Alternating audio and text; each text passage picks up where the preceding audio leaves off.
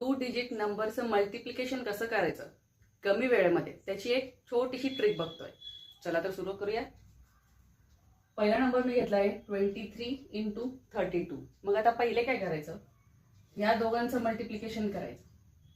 पहिले या दोघांचं मल्टिप्लिकेशन करायचं, त्यानंतर हे क्रॉस मल्टिप्लिकेशन करायचं, हे क्रॉस मल्टिप्लिकेशन करायचं आणि मग नंतर ह्या दोघांचं मल्टिप्लिकेशन करायचं.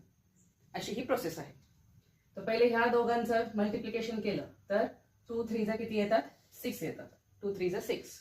आता हे क्रॉस मल्टिप्लिकेशन करायचं. तर पहिले 2 × 2, 2 2 जा किती 4, 2 2 जा 4 आणि 3 3 जा किती 9, 3 3 जा 9. ह्या दोघांचं काय करायचं, ऍडिशन करायची. 9 + 4 किती येतात, 13 येतात. मग ह्या 13 पैकी फक्त 3 जो आहे तो इथे लिहायचा, जो राहिलेला 1 आहे तो इथे कॅरी घ्यायचा. 1 हा आपण इकडे कॅरी करून घेतलाय. आता ह्या दोघांचं मल्टिप्लिकेशन करू.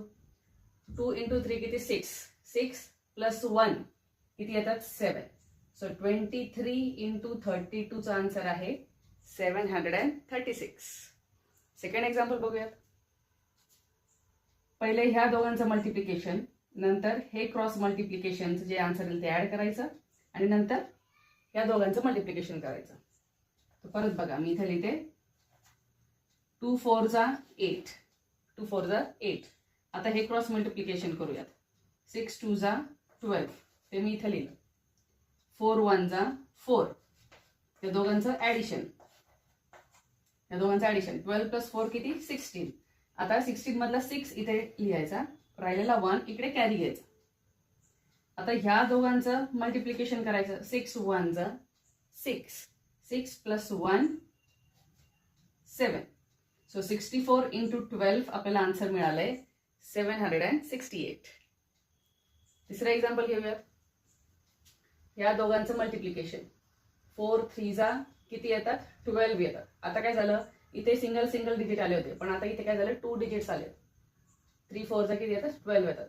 आपण 2 इथे लिहिला आणि 1 कॅरी, तो 1 कॅरी मी इकडे लिहिला. आता हे क्रॉस मल्टिप्लिकेशन. 7 4 जा 28, 7 4 जा 28. 1 3 जा 3. आता या सगळ्यांची ऍडिशन करायची, या सगळ्यांची ऍडिशन करायची. 28 + 1 29, 30 31 32. ह्याचा आन्सर आलाय 32. 32 पैकी 2 आपण इथे लिहिला आणि 3 इकडे कॅरी घेतला, इकडे कॅरी घेतला. आता 7 आणि 1चं मल्टिप्लिकेशन करायचं. 7 1 जा 7 प्लस हे 3 किती येतात 10.